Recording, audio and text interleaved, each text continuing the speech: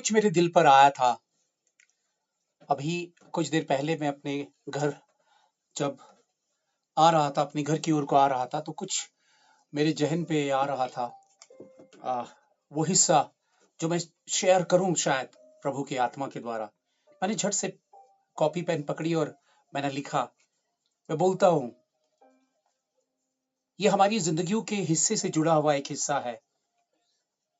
वक्त गुजर जाने के बाद याद किया तो क्या याद किया। अगर वक्त गुजर जाता है तो कुछ भी हमने अगर याद किया तो फिर क्या याद किया। वक्त गुजर जाने के बाद याद किया तो क्या याद किया। दिया यानी कि क्षमा जो है, दिया बुझ जाने के बाद कुछ ढूंढा तो क्या ढूंढा, क्योंकि जब तक रोशनी है तब तक मैं ढूंढ सकता हूं। नसीब बदलने आया, ना मुकद्दर बनकर चमकने आया। नसीब बदलने आया, नया मुकद्दर बनकर चमकने आया। मेरे आस पास ही तो था, मैं उसे समझ ही नहीं पाया। नसीब बदलने आया और मुकद्दर बनकर चमकने आया। मेरे आस पास ही तो था, मैं उसे समझ नहीं पाया। वो मसीह मेरी तकदीर का जहां बनने आया। वो मसीह मेरी तकदीर का जहां बनने आया। ढूंढता या ठुकराता या मजाक में जिंदगी को ले जाता, एक दिन जिंदगी भी नहीं रहेगी, ना मुकद्दर काम आएगा। अगर ठुकराया, मजाक में जिंदगी को ले गया, एक दिन जिंदगी भी नहीं रहेगी, ना मुकद्दर काम आएगा। आज दे रहा जन्नत का खजाना, आज दे रहा जन्नत का खजाना, समझ जाओ कल सब जो सामान इकट्ठा किया है जलकर मिटने जा रहा है। कहने का मतलब मैं आपको बताना चाहता हूं कि वक्त एक ऐसा हिस्सा है हमारी जिंदगी में जो बहुत ही खूबसूरत लम्हे हमारी जिंदगियों में लेकर आता है। मैंने वक्त पर जो मुझे मिल रहा था, मैंने कई बार उस वक्त को, उस समय को ठुकराया। मैं कई बार उस समय की वैल्यू को नहीं समझ पाया।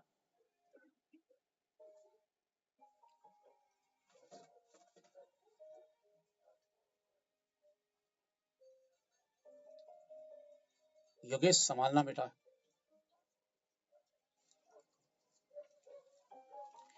मैं वक्त की वैल्यू को, कई बार मैंने समय को की वैल्यू को ठुकराया। मैं समय को नहीं समझ पाया। आज मैं आप सबसे ये बात कहना चाहता हूं।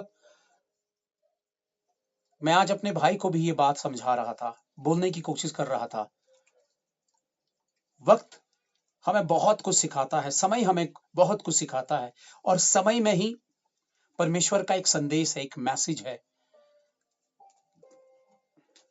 अगर आपने टाइम को वैल्यू दिया तो आप अपने खुदा को वैल्यू कर रहे हैं, उसको रिस्पेक्ट कर रहे हैं। वक्त सुबह हुई थी, अभी शाम आ गई है। दिन भर में आपने मैंने जो किया वही आज के दिन का हम हैं। जो मैंने कल किया वो कल के दिन का मैं था, पर आज के दिन का मैं हूं। आज मैंने क्या किया। और परमेश्वर की नजरों में ये बहुत बड़े मायने रखता है। वो रोशनी का दिया जो जल रहा है, जो शमा जल रही है, मैं उसके जलते हुए ही अपनी जिंदगी के बेहतर समय को समझ लूं। एक रात आने वाली है जिसके साथ मेरा कोई हिस्सा नहीं है। आपके मेरे पास समय है प्रिय भाइयों बहनों। बहुत सारी उलझाने वाली चीजें हैं जो आपके और आपके खुदा के बीच में एक बेहतर रिश्ते बन पाने में रुकावट की वजह बन रही है। हम और आप फिजिकल बॉडी के साथ जीते हैं और पूरा दिन एक एक चुनौती का सामना करते हैं अपनी बॉडी के साथ, अपने मन के साथ, अपने शरीर से, अपनी जबान से। लेकिन दूसरी तरफ एक हिस्सा है, और इन दोनों हिस्सों के साथ हमारी एक जद्दोजहद चलती है, एक वॉर चलता है, एक बैटल चलता है, एक जंग हमारी जिंदगी में चलती है। कई बार आपकी जिंदगी में ठोकरें आएंगी, मुश्किलें आएंगी, परेशानियां आएंगी, पर ये याद रखिए, ये वही वक्त है जो आपको खुदा की ओर से इंसान बनने के लिए आपके चारों ओर वो सब कुछ क्रिएट किया जा रहा है। एक फैमिली को मैं जानता हूं बहुत अच्छे से, सालों से मैं जानता था। लखनऊ की वो फैमिली, और फैमिली की तरह वहां उठना बैठना जाना, उस भाई के साथ मैं काफी घूमा, काफी समय बिताया। बहुत ही सीधा पढ़ा लिखा शख्स, 2 बच्चे। 2 दिन पहले मैंने सुना अचानक वो बाइक से जा रहा था, उसकी हार्ट की सर्जरी हुई थी। वो उसके बाद डॉक्टर्स ने उसे कुछ हिदायतें दी थी, पर उसने गौर नहीं किया। वो अपने फ्रेंड के घर चला गया और बर्डन पड़ा उसकी बॉडी में, और वहीं वो बेहोश हो गया। उसे हॉस्पिटल ले जाया गया, लेकिन काफी जो डिस्टेंस था समय का, वही समय में बात कर रहा हूं, उसकी डेथ हो गई। बहुत सीधा लड़का, 2 छोटे मासूम से बच्चे, और प्योर प्रॉपर हाउसवाइफ, उसकी उसकी जो वाइफ है, पूरी प्रॉपर हाउसवाइफ। अब वो क्या संभाले? मैं आप सबसे हाथ जोड़कर ये रिक्वेस्ट करना चाहता हूं, जिंदगी को मजाक पे मत लीजिए। समय को की वैल्यू को समझे। ये आपके मेरे पास सबसे खूबसूरत समय है। क्या मैंने दिल खोला है? क्या अभी भी मैं, अरे चलो, ऐसी मीटिंगें तो 1000 होती हैं, बोलने वाला ये तो बोलता रहेगा, क्या फर्क पड़ता है? क्या हम इसे ऐसे कैजुअली ले रहे हैं? कहीं इस मौके से खुदा मेरे नसीब को, मेरी तकदीर को, मेरी जिंदगी के मायने को बदलने तो नहीं जा रहा? आज की रात मेरी जिंदगी को बदलने तो नहीं जा रहा?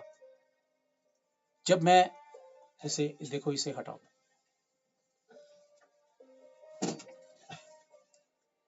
देखो ये खा गया, इसको हटा दे यार, ये मुझे डिस्टर्ब करेगा। जितना मैं हिलूंगा डुलूंगा ये डिस्टर्ब करेगा मुझे। ये यहाँ है, इसे लाओ, ये डोर बंद करो। पूरी हड्डी इतनी जल्दी खा गया है।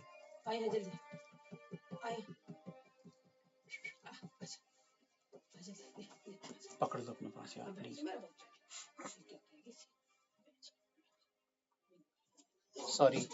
सॉरी, मैं माफी चाहूंगा। मुझे याद आ रहा है, मैं अपने घर से निकला था अपने फ्रेंड के साथ। मैं एक यूपी के एक शहर है सहारनपुर, मैं वहां पे था।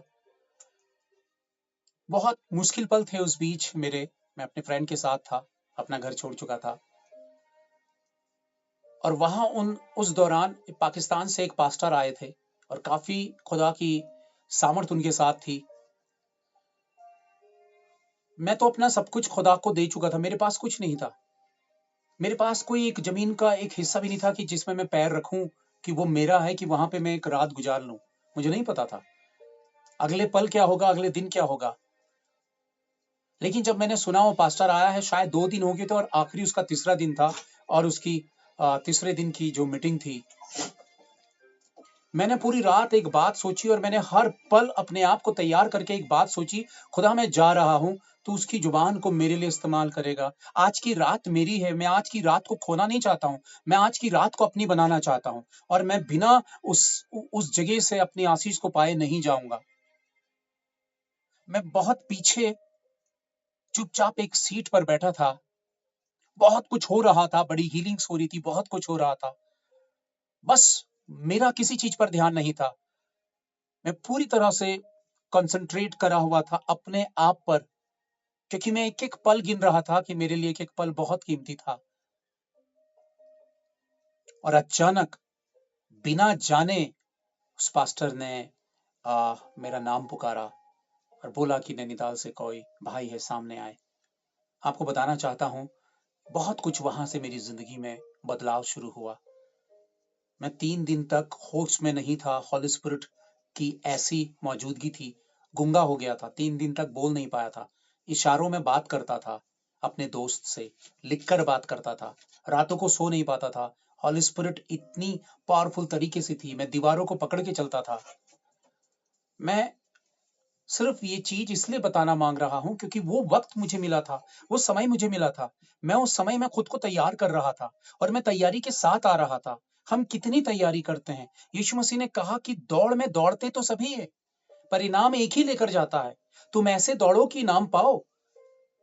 अब मैं दौड़ना चाहता हूं, और उस दौड़ने के लिए, उस दौड़ में इनाम पाने के लिए मुझे अपनी दौड़ की जो प्रैक्टिस है वो कितनी ज्यादा गहराई से करनी पड़ेगी, ताकि जिस घड़ी वो दौड़ हो तो मैं सबको पिछाड़ कर आगे बढ़ जाऊं। अपनी जिंदगी की कीमत को समझिए और जानिए। जिस भाई की डेथ हुई वो इस दुनिया से चला गया। एक आंटी आज सुबह मुझे, मेरे पास कॉल पे कॉल आ रहे थे, एक आंटी मुझसे कह रही थी कि बेटा बहुत सारे पास्टर्स बुलाए थे। अच्छी बात है, आज तीसरा दिन था, बहुत सारे, आई थिंक फर्स्ट डे, बहुत सारे पास्टर बुलाए थे, आए थे। मैं ये बात कहना चाहता हूं कि एक पास्टर हो या 100 पास्टर हो, अगर आपके भीतर तड़प नहीं है, जील नहीं है, तो खुदा भी सामने खड़ा हो जाए। अभी मैंने कहा ना, मैंने कुछ लाइनें पढ़ी थी, शायद मैं फिर से पढ़ूं। मेरे आस पास ही तो था, मैं उसे समझ नहीं पाया, वो मसीह मेरी तकदीर का जहां बनने आया। मेरे आस पास ही तो था। आपके आस पास ही तो है मसीहत, आपके आस पास ही तो है वो सब कुछ। क्या आप पा रहे हैं या गवा रहे हैं? उम्र का हर हिस्सा, समय का हर हिस्सा आपकी मेरी जिंदगी से जा रहा है। हम आगे बढ़ रहे हैं, पर क्या हम लापरवाह हैं अपनी जिंदगी को लेकर, या फिर हमने इस मौके को, मैं आपको बताना चाहता हूं, ये बता रहा हूं आप लोगों को। एक आंटी को आज सुबह बता रहा था, नहीं आंटी, ये जो जूम मीटिंग होती है इसका मंथली पे किया जाता है, और एक भाई है जो इसका मंथली पे करता है। ये नेट है जिसका वो भाई पे करता है। कोई है पर्दे के पीछे जो साथ में खड़े होकर ये चाहता है। कुछ लोग हैं जो बॉडी ऑफ क्राइस्ट बनकर वाकई चाहते हैं कि लोगों को सहूलियत मिले और लोगों तक, लोगों के दिलों और घरों तक बात पहुंचे। आप अपना किरदार बताइए, अपना अपना किरदार बताइए अपनी जिंदगी में अपने प्रभु के साथ। देखिए, प्रभु ने कहा कोई तेरा एक कुर्ता 2 कुर्ते दे दे, तुझे कोई 2 मील लेकर जाए तो 100 मील चल, 10 मील जा उसके साथ। मैं ये बात एक फैक्ट समझाने की कोशिश कर रहा हूं और समझने की कोशिश कर रहा हूं, और आपको भी, आप सभी को समझाने की भी कोशिश कर रहा हूं। इस वक्त को जो आपको मिला है,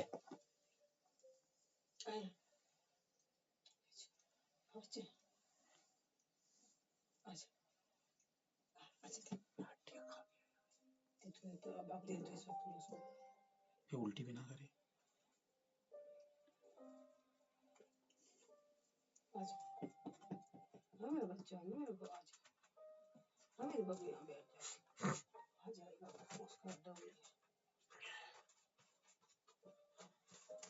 सॉरी।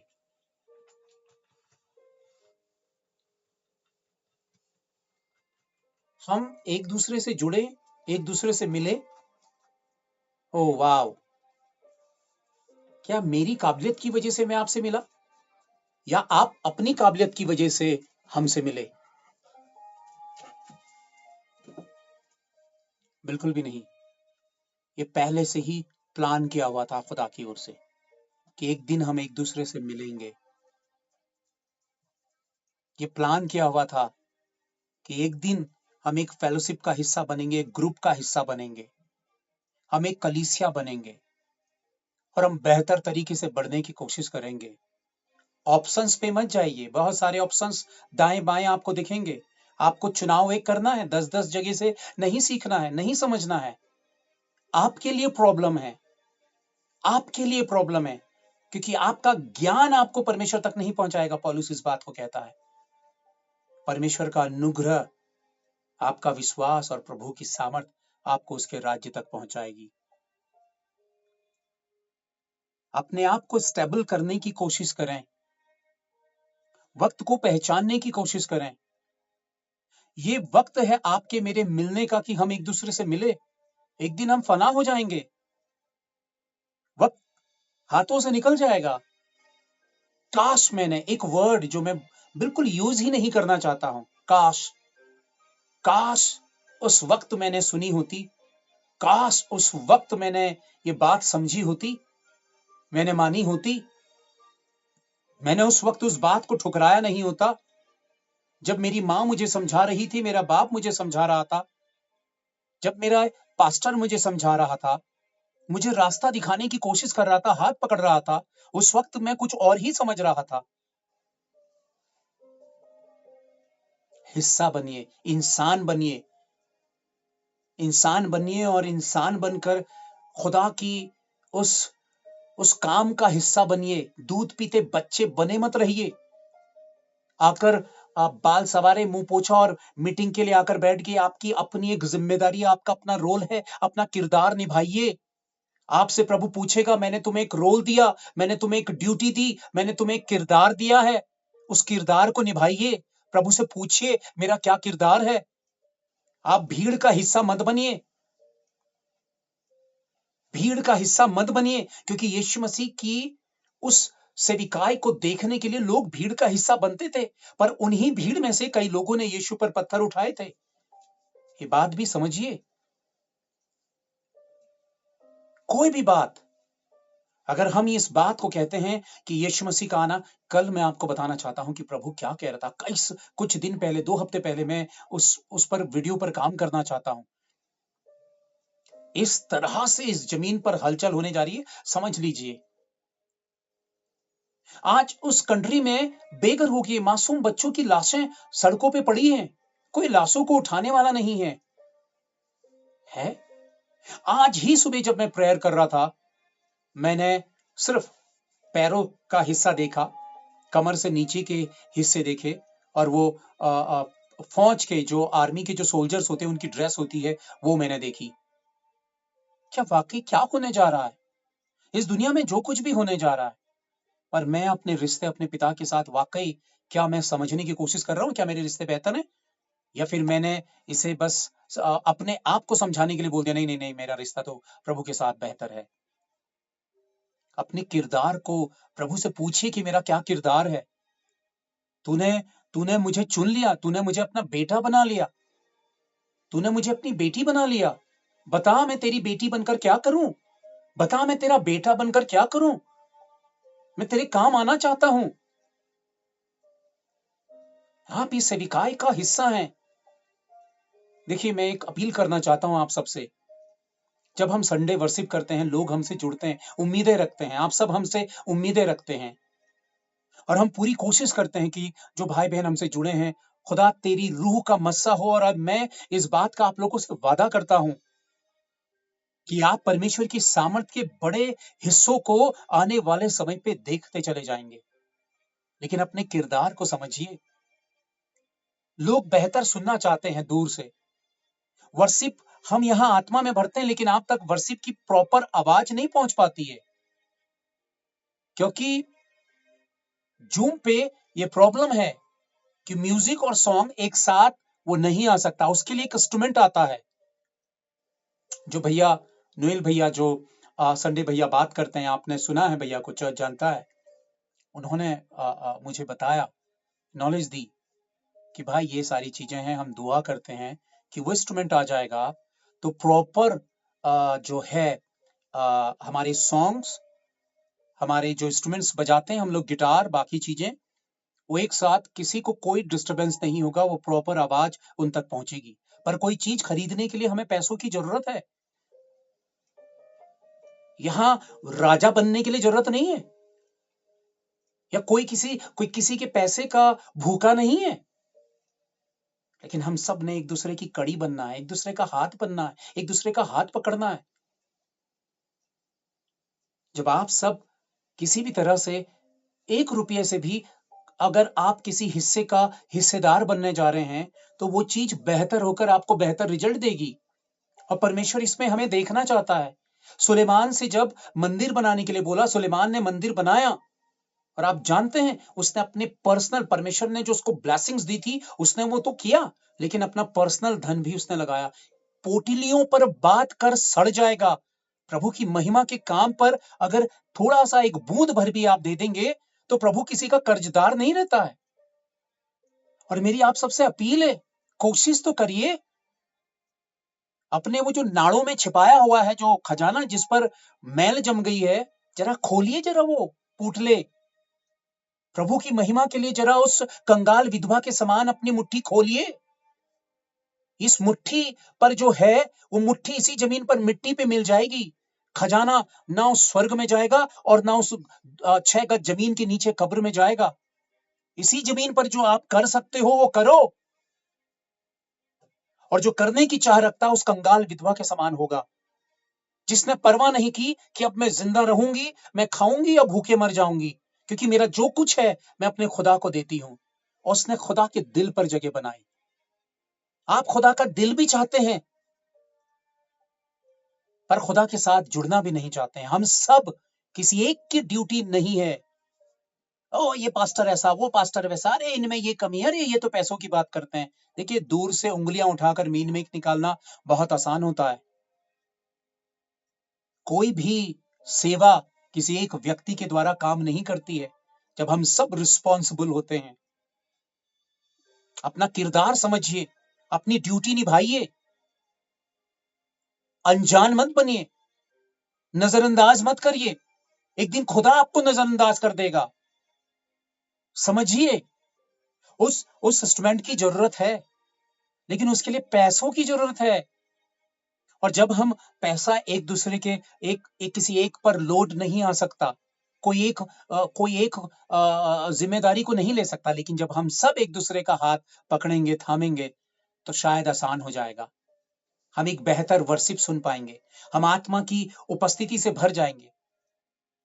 बहुत सारे भाई बहन मुझसे कहते हैं कि वर्शिप साफ नहीं सुनाई दे रही। रीजंस ये हैं, करिए ना कुछ, अपना रोल निभाइए ना, अपनी ड्यूटी निभाइए ना, अपना हाथ आगे बढ़ाइए ना, अपने आप को मत छुपाइए, मत पीछे हटिए।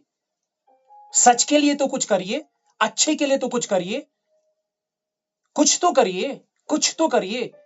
सर का जुआ ही खुजा लीजिए, कुछ तो करिए, कम से कम कुछ तो करिए। और बिना कुछ करे जिंदगी कैसे खुदा की होगी? देखिए, एक वचन मैं समझता हूं, एक वचन है, मैं आप लोगों के सामने रखता हूं। 2 कुरिन्थियंस है, आप लोग देखिएगा, चैप्टर, बहुत ही प्यारी बात है, मेरे दिल को छू गई है कुछ दिनों से, कुछ दिन पहले से। मैं बार बार इसे पढ़ रहा हूं और मैं समझने की कोशिश कर रहा हूं।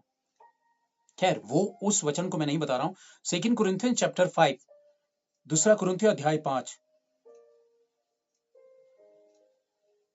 सो यदि कोई मसीह में है तो वह नई सृष्टि है, पुरानी बातें बीत गई हैं, देखो वे सब नई हो गई।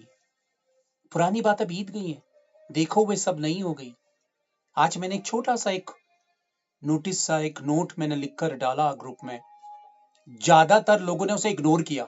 अगर मैं लिखकर ये डाल देता उसमें कि यीशु मसीह आप सबको आशीष देने जा रहा है और सब आप हेवन में उठाए जाने वाले हैं और रैप्चर हो रहा है, या प्रभु बहुत जल्द आपको अभिषेक से सामर्थ से भरने जा रहा, तो उसमें एक के बाद एक thank you, thank you, thank you, praise the Lord, hallelujah, line लग जाती उसमें। लेकिन वो था सेंसिटिव मामला, वो था पैसों को लेकर, धन को लेकर, तो लोगों ने उसे इग्नोर किया। बाकी बाकी चीजों में, बाकी पोस्टों पर उन्होंने थैंक यू बोलना उनको लगा, लेकिन इतना बड़ा जो पोस्ट डाला था उसे इग्नोर कर दिया, उसे बड़ी चालाकी से इग्नोर कर दिया। आपको पता है क्या हम भूले? आप भूले? कोई भूला नहीं है। क्या होगा ज्यादा से ज्यादा? आपको लगेगा ओ ये आदमी उल्टी सीधी बात करता है, इसकी मीटिंग अटेंड नहीं करेंगे। मेरी तकदीर नहीं लेकर जाएंगे आप, मेरा हाथ खुदा पकड़ेगा। और सच बोलना वही खुदा की बात है। मैं आप लोगों को समझा रहा हूं, मेरे इस तीखे और तल्ख शब्दों को अन्यथा मत लीजिएगा। सो यदि कोई मसीह में है तो वह नई सृष्टि है, पुरानी बातें बीत गई, देखो वे सब नहीं होगी। लेकिन क्या पुरानी बातें बीती हैं? क्या मेरा पुराना वजूद मुझ में से खत्म हुआ? एग्जाम्पल खुदा खमीर का देता है, एग्जाम्पल नेगेटिव है वो, लेकिन उसके भीतर वो एक पॉजिटिव बात करता है। अगर खुदा की ओर का खमीर है तो वो पूरे आटे को खमीर कर देगा, अगर नेगेटिव खमीर है तो अच्छे खासे आटे को खराब कर देगा। एक छोटा सा अंश आपकी जिंदगी पे आशीष को रोक रहा है। चंद रोज पहले किसी ने मुझे एक बात बताई। एक व्यक्ति बहुत कम बस ऐसे ही रिक्शा चलाता था, या कहीं पे वॉचमैन था, वो एक पास्टर के पास आया, पास्टर से कहा, पास्टर मेरे लिए दुआ करिए कि मैं बढ़ना चाहता हूँ, अच्छा आगे बढ़ना चाहता हूँ, और मैं आपसे वादा करता हूँ कि हमेशा अपना दसवांश और अपना दान मैं आपको देता रहूंगा। पास्टर ने उसके लिए प्रेयर की, और आपको बताना चाहता हूं कि वो धीरे धीरे उसकी उन्नति होना शुरू हो गई। वो ईमानदार शख्स अपना अपना टाइट और अपना दान देता चला गया, देता चला गया, देता चला गया, और प्रभु उसको बढ़ाता चला गया। बढ़ते बढ़ते वो एक, बता नहीं सकता हूं कि वो जिसकी कंपनी थी उसका राइट हैंड बन गया। अब उसका टाइट लाखों पे आने लगा। जब उसकी टाइट लाखों में निकलने लगा तो उसका दिल घबराने लगा कि अब मैं ये लाखों वाला कैसे मैं ये टाइट के लाखों का मैं पास्टर को कैसे दे सकता हूं। तो उसने देना बंद कर दिया क्योंकि अब उसका दिल घबरा रहा है। देखिए, नियत नियत, क्या अपनी आपकी नियत सच्ची है? आपकी नियत में खोट है? अपने आप से पूछेगा। आपको जवाब आपका आपका जमीर जो है या आपका कॉन्शियस जो है वो आपको खुद जवाब देगा, और उसकी आवाज झूठी कभी नहीं होती है। अपने कॉन्शियस से पूछेगा, अपने विवेक से पूछेगा। जब आंसू बहाते हैं आप, प्रभु ये दे दे, वो कर दे, लेकिन जहां पर प्रभु के साथ धन साझा करने की बात आती है, वहां पे आप कितने चालबाज बन जाते हैं, आप सोचेगा एक पल के लिए। उस बंदे ने क्या करा? नहीं दिया। फिर भी उस बंदे में चलो एक एक उसका दिल था। वो आया पास्टर के पास, उसने कहा, पास्टर मैं बहुत डरा और घबराता हूं। उसने कहा, क्यों घबराते हो? उसने कहा, मैं तो टाइट आपको देता था, अब लाखों में टाइट हो रहा, मैं कैसे दूं? कुछ ऐसी प्रार्थना करिए कि मैं टाइट देने लगूं। तो पास्टर ने उसके लिए प्रार्थना की कि यीशु, आपके नाम से मैं प्रार्थना करता हूं कि इसने जहां से शुरू करा था ये वहीं पहुंच जाए। और वो कंपनी से निकलकर फिर से वही जीरो वाली सिचुएशन में आ गया। कहने का मतलब है अब वो स्थिति में आ गया जहां से वो दे सकता था। आप समझ रहे हैं? आप समझ रहे हैं? इस दुनिया में खजाने रखकर काम नहीं आएंगे। एक गरीब का काम आ जाएगा, किसी चलते हुए राही के आप काम आ जाइए। मदद करिए अपने चारों ओर, कुछ करिए, कुछ तो करिए। आप कुछ करिए, हम सब मिलके कुछ करें, तभी हम आगे बढ़ सकते हैं। आप किसी का चेहरा, हमारा चेहरा देखकर आप बस इसी को मसीहत मत मानिए। आपका अपना भी किरदार है। मैं आपको मेरे ख्याल से मैं एक वचन पढ़ रहा था, वो वचन मैं आपको सुनाता हूं, आज सुबह मुझे मिला था। 2 कुरिन्थियंस चैप्टर 8 है, और उसका मैं वचन 2 से समझाने की कोशिश कर रहा हूं आप सबको। हम सब अच्छा चाहते हैं, पर क्या हम अच्छा बनना भी चाहते हैं? हम सब अपने जीवन में अच्छे परिणाम चाहते हैं, पर क्या हम अच्छा इंसान बनना चाहते हैं? आपके चारों ओर बहुत सारा तनाव है, बहुत सारी कठिनाइयां, बहुत सारी मुश्किलें हैं, लेकिन जब तक आप बेहतर नहीं होंगे, आपके चारों ओर का वातावरण बेहतर नहीं होगा। और वो वातावरण परमेश्वर का है, वो एटमॉस्फेयर खुदा का है। उसकी आग का मस्सा आपके मेरे चारों ओर होना है, और आपकी मेरी मौजूदगी से। 2 Corinthians चैप्टर 8 वर्स 2 में पढ़ रहा हूं, 2 एंड 3 में पढ़ रहा हूं, सुनिएगा। कि क्लेश की बड़ी परीक्षा में उनके बड़े आनंद और भारी कंगालपन के बढ़ जाने से उनकी उदारता बहुत बढ़ गई। कई बार परमेश्वर फिर हमें बहुत तरीकों से समझाता है, बहुत तरीकों से समझाता है, बहुत सारे तरीकों से समझाता है। कुछ साल पहले किसी से मेरी बात चल रही थी ब्लेसिंग्स के बारे में, तो मैंने उन्हें थोड़ा सा बाइबल से रेफरेंसेस बताए थे। उनका भी सेम आंसर था कि अरे हमारा तो दान और दसवांश बहुत बनता है, हम कैसे दें? मैंने कहा, ये आपका नहीं है, ये परमेश्वर का है, उस पे अपनी नीयत खराब ना करें, और जो आपकी मर्जी वो करें, ये आपका है। उन्होंने जो मुझसे पूछा मैंने उसका जवाब दिया। उन्होंने उन्होंने उसके बाद बात करना बंद कर दिया। कुछ ही दिन पहले उनसे मेरी बात हुई है। अभी किसी वजह से उन्हें 12-13 लाख रुपया अपना भरना पड़ा है, कहीं कहीं से भी करके सारी ज्वेलरी, सारी चीजें निकाल कर उन्हें उन्हें वो पैसा पे करना पड़ा। अब बात समझ रहे हैं? ये किसी इंसान की बात नहीं है, ये खुदा की बात है। जब आप खुदा को देखते हैं तब आप खुदा को समझने की कोशिश करते हैं कि क्लेश की बड़ी परीक्षा में उनके बड़े आनंद और भारी कंगालपन के बढ़ जाने से उनकी उदारता बढ़ गई। कई लोग समझ जाते हैं ठोकरों से, और उनके विषय में मेरी यह गवाही है कि उन्होंने अपनी सामर्थ्य भर वरन सामर्थ्य से भी बाहर मन से दिया। फिर नंबर 7, सो जैसे हर बात में अर्थात विश्वास, वचन, ज्ञान, सब प्रकार के यत्न में और उस प्रेम में जो हमसे रखते हो बढ़ते जाते हो, वैसे ही इस दान के काम में भी बढ़ते जाओ। ज्ञान में बढ़ रहे हो, विश्वास में बढ़ रहे हो, प्रेम में बढ़ रहे हो। Hallelujah, praise the Lord. बहन बहुत अच्छी, भाई बहुत अच्छा, मैं भी अच्छा, आप भी अच्छे। दान की बात आई तो चेहरा लाल हो गया। पादरी बहुत खराब है, पादरी बहुत खराब है, ये दान की बात करता है, बार बार ये दान की बात करता है। अब हम दूसरा चर्च ढूंढेंगे, हम तीसरे चर्च में जाएंगे, फिर हम चौथे में जाएंगे, फिर पांचवें में जाएंगे, और हम जाते जाएंगे। फिर हम पादरियों को भी पीछे पिछाड़कर हम कहीं और ही आगे चले जाएंगे, हम पादरी के भी पादरी बन जाएंगे, हम कामयाब हो जाएंगे। वक्त लौट कर नहीं आता है। अगर जिंदगी पे मौके मिले हैं तो उन मौकों पे अपना किरदार समझिए। मैं बस आप सबसे यही बात कहना चाहता हूं, अपना किरदार समझिए। मैं क्या हूं, मुझे क्या करना है, मैं किस लिए मसीहत में हूं। प्रभु ने मेरा उद्धार कर दिया, वाह, नीले आसमां के पार जाएंगे। गला भी खराब हो रहा, थोड़ा सा फिर से। नीले आसमां के पार जाएंगे, मेरा यीशु है। फिर एक दूसरे को देखकर मुस्कुराना भी, देखो हम दोनों जाएंगे। हाँ, नीले आसमां के पार जरूर जाएंगे। पर पार जाने के लिए क्या करना होगा? हाँ, सिंपल सा विश्वास करना है। पता है, यीशु मसीह ने सिर्फ ये कहा, बाकी बातों को मत पढ़ो बाइबल की, वो सब ऐसा ही है, वो कचरा है, उसको हटा दो। हम नीले आसमां के पार चले जाएंगे, पक्का चले जाएंगे। हम गुब्बारों पे हवा भरनी है, बस उन्हीं के साथ जाएंगे। क्या ये वाकई सच्चाई है? अपने गिरेबान पर आपने मैंने वक्त रहते हुए झांकना है। क्यों मेरा दिल खुला नहीं है? क्यों नहीं खुला? क्या है मेरे मन पे? क्यों हूं मैं ऐसा? क्यों है मेरी नीयत ऐसी? क्यों मैं सच्चा नहीं हूं? क्यों मैं अपना रोल नहीं निभा रहा हूं? क्यों मैं इन बातों को नजरअंदाज कर रहा हूं? क्या है मुझ में? क्यों हूं मैं ऐसा? मुझे ऐसा करना चाहिए? मैं सही हूं, मैं गलत हूं? या फिर इस विषय में मैं डिबेट करूं? मैं क्या करूं?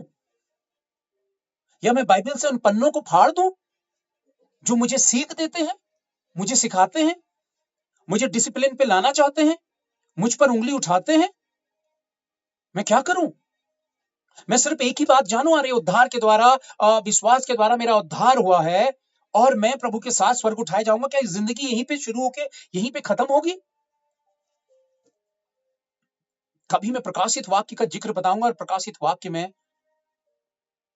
स्वर्ग के भी अलग अलग जगह हैं। मैं तुम्हारे लिए जगह तैयार, एक ही जगह नहीं है कि सबको भीड़ बकरियों की तरह ठूस देगा यीशु मसीह।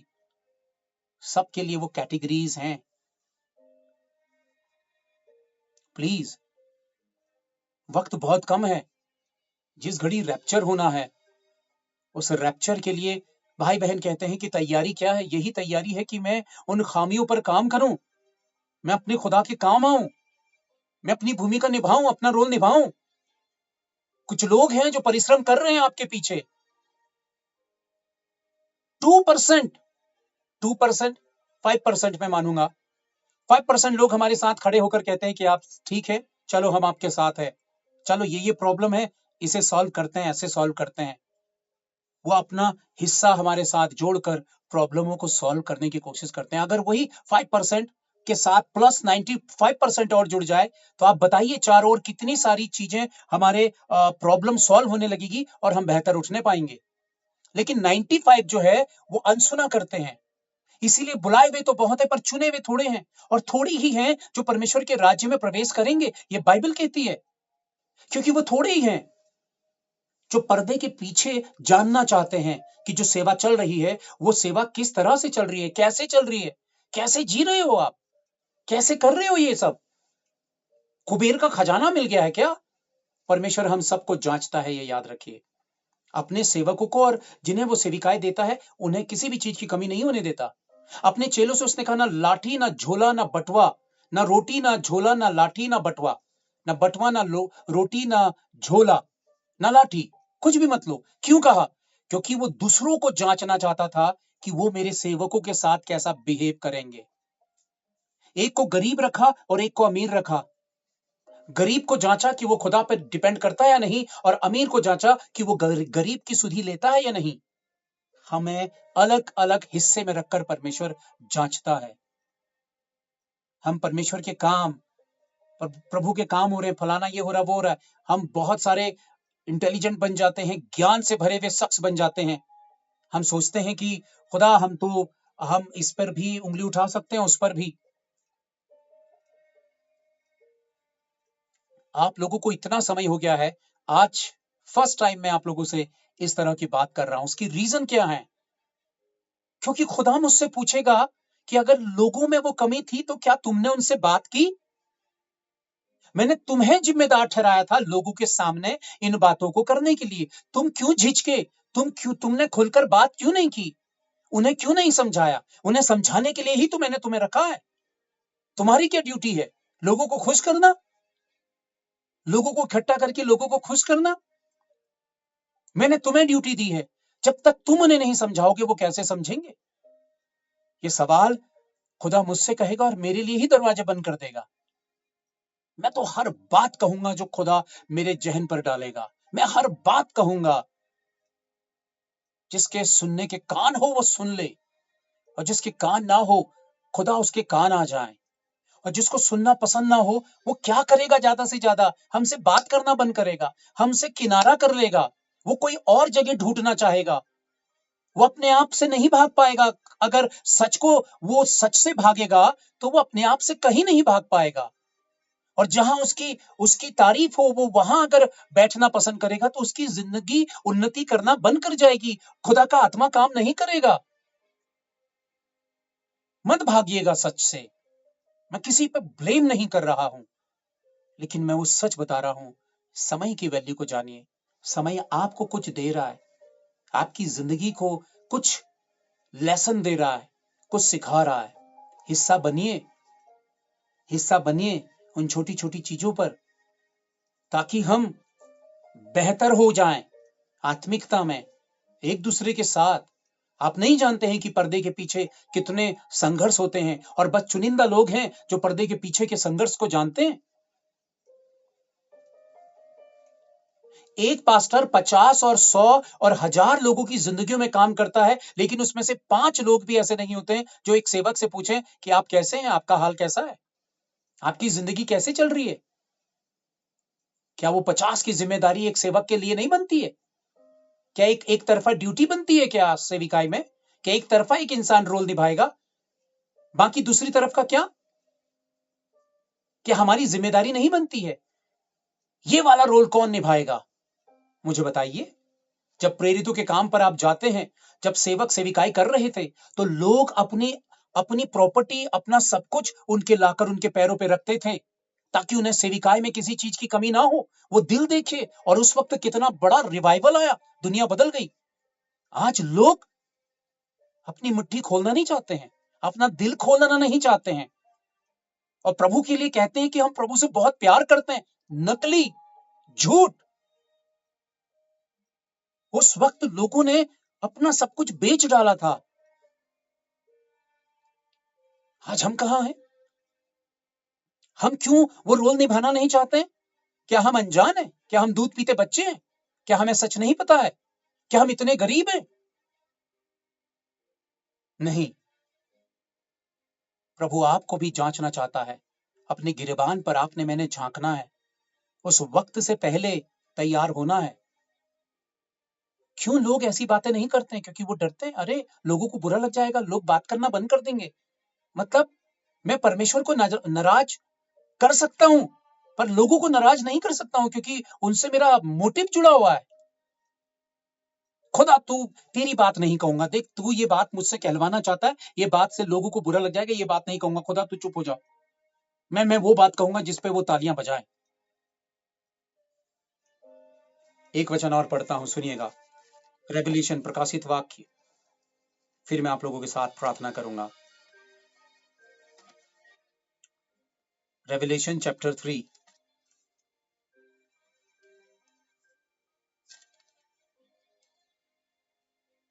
सुनिएगा। प्रकाशित वाक्य अध्याय 3 वचन 17। Revelation chapter 3 verse 17। तू जो कहता है कि मैं धनी हूं और धनवान हो गया हूं और मुझे किसी वस्तु की घटी नहीं, और यह नहीं जानता कि तू अभागा और तुच्छ और कंगाल और अंधा और नंगा है। देखिए परमेश्वर क्या कह रहा, तू अपने आप को धनवान समझता है, बेवकूफ इंसान। तू अंधा है, तू नंगा है। फिर से पढ़ रहा हूं 17, सुनिएगा। तू जो कहता है कि मैं धनी हूं और धनवान हो गया हूं और मुझे किसी वस्तु की घटी नहीं, और यह नहीं जानता कि तू अभागा और तुच्छ और कंगाल और अंधा और नंगा है, इसलिए मैं तुझे सम्मति देता हूं कि आग में ताया हुआ सोना मुझसे मोल ले कि धनी हो जाए। आग में ताया हुआ यानी कि पवित्रता ले ले मुझसे, वो ईमान ले ले मुझसे, वो शुद्धता ले ले मुझसे कि धनी हो जाए, और श्वेत वस्त्र ले ले कि पहनकर तुझे अपने नंगेपन की लज्जा ना हो। यानी कि वो कहता है कि यार तो अपने आप को धनवान कहता, पर मेरी नजरों में तो नंगा है। और अपनी आंखों में लगाने के लिए सुरमा ले कि तू देखने लगे, यानी कि तेरी आत्मिक आंखें हो जाए ताकि तू देखने लगे। प्रिय भाइयों बहनों, मेरी बात आपको बहुत गंदी लगे, बुरी लगे, मैं बुरा इंसान लगूं, मुझे पसंद ना करें आप, आज के दिन से मुझे आप विलन समझ लें, लेकिन एक दिन तो आपका सामना खुदा से होना है। उस दिन मैं भी सामने होऊंगा, और शायद उस दिन इसी टॉपिक पर बात खुदा पन्ना खोलेगा और वो बताएगा, वो पेज खोलेगा कि इस बात में कितनी सच्चाई थी, ये बात उसकी थी या ये बात मेरी थी। मैंने आप लोगों तक इसलिए पहुंचाई ताकि उंगली मेरे ऊपर ना उठे खुदा की ओर से। आप अपने किरदार को निभाइए, अपनी ड्यूटी को निभाइए, और उसके बाद देखिए कि आप वाकई खुदा के नकली बच्चे होते हैं या फिर असली बच्चे बनते हैं। विश्वास में मजबूत बनिए। प्रभु का समय बहुत नजदीक है। आपके और मेरे पास समय नहीं है। 2000 साल पहले जिन्होंने अपनी जिंदगियां कुर्बान की थी खुदा पर, उन्होंने अपनी सीट पक्की कर ली है। उनके लिए जगह तैयार है। उनकी तो कब्रें खुलेंगी और वो हमसे पहले जी उठेंगे अगर हमारे टाइम पे रैप्चर होता है। अचानक कब्रें खुलेंगी और वो पहले आनंद के साथ उठाए जाएंगे, यानी कि हमसे ज्यादा अच्छी स्थिति में वो मुर्दे हैं जो बेहतर काम करके कब्रों में सो गए हैं। वो हमसे अच्छा काम कर गए हैं और जाके कब्रों में सो गए हैं, और हम जिंदा हैं। इस बात को समझिएगा। कब्रें खुलेंगी और वो इंगे पोड़े नाले वाला गाना गाते हुए निकल लेंगे ऊपर को, नीले आसमां के पार जाएंगे। ये गाना वो एक्चुअल में वो गाएंगे। फिर बचे हुए जो हम हैं, हम में से चटनी होगी। देखो, दो में से एक उठा लिया जाएगा, एक रह जाएगा। पत्नी अगर पति कुछ करना चाहता है, अच्छा, पत्नी उसको घुमाना चाहती है, तो वो पत्नी अपने पति के लिए भी नरक का द्वार खोलेगी। और पति अगर अपनी पत्नी का रास्ता रोकता अच्छा करने से, तो वो पति अपनी पत्नी के लिए नुकसान का कारण बनेगा। प्रभु के लिए अपने आप को सौंपिए। लोगों ने अपनी जिंदगियां दे दी हैं, लोगों ने अपने घर बार छोड़ दिए हैं, लोगों ने अपनी नौकरियां छोड़ दी हैं, लोगों ने सेक्रीफाइस किए हैं। हम अपना घर परिवार छोड़कर निकले। मैंने अपनी वाइफ के सामने झोली फैलाकर कहा, मैं हाथ जोड़ता हूं, आंसू बहाकर मैंने अपनी पत्नी से कहा कि हमें संतान नहीं चाहिए, हम संतान नहीं चाहते हैं। मैं आपके सामने झोली फैलाता हूं प्लीज, क्योंकि अगर संतान होगी तो हम अपनी संतान के पीछे ही अपना सब कुछ उसको ही प्यार करने लगेंगे और उसका भविष्य बनाने लग जाएंगे। हम सेवा के लिए निकले हैं। मैं एक पुरुष हूं। मैं हर घर और हर लोगों से, महिलाओं से, पुरुषों से बहुत इजीली नहीं मिल सकता हूं। मेरा एक पार्टनर होना चाहिए। जब दो पार्टनर होंगे तब वो इजीली काम कर सकते हैं, मेल और फीमेल, स्त्री और पुरुष दोनों के बीच में। कई लोगों ने मुझे कई नसीहतें दी, कई बात की, लेकिन मेरी आत्मा में जो बात थी वो बात थी, हमें सेवा करनी है। और ये बात आज आप लोगों को सिर्फ समझाने के लिए मैं कह रहा हूं। क्या भविष्य, किसका भविष्य? हमारी आज की जिंदगी का काम हमारे खुदा के लिए है।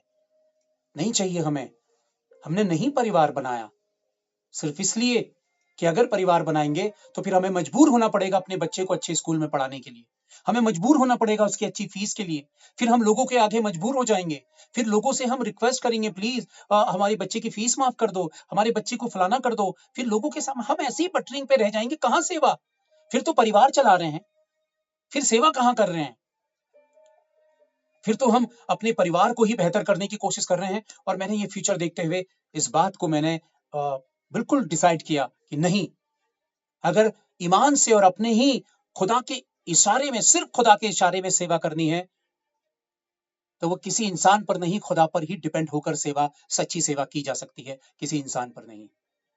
प्रिय भाइयों बहनों, दुनिया पे बहुत सारे लोग हैं जो अपनी जान जोखिम पर डाल रहे हैं, जो अपनी जिंदगियां गंवा रहे हैं, जो सताव सह रहे हैं हमारी कंट्री के भीतर बहुत जगह। सोचिए, क्या आप सिर्फ हाथ बात के तमाशा देखेंगे या हिस्सा बनेंगे प्रभु के राज्य के काम का? तय करना आपके हाथों में है। प्रभु आप सबको आशीष दे। Thank you. आप में से कोई प्रिय भाई बहन अगर कुछ कहना चाहता है तो मेरे सामने बोल दे मुझसे, कुछ भी गलत अगर निकला है, बोला है, सामने बात कर लीजिए, मुझसे बोलिए, बात करिए। अगर नहीं तो कोई भी भाई बहन हो वो प्लीज प्रार्थना पे अगुवाई करें।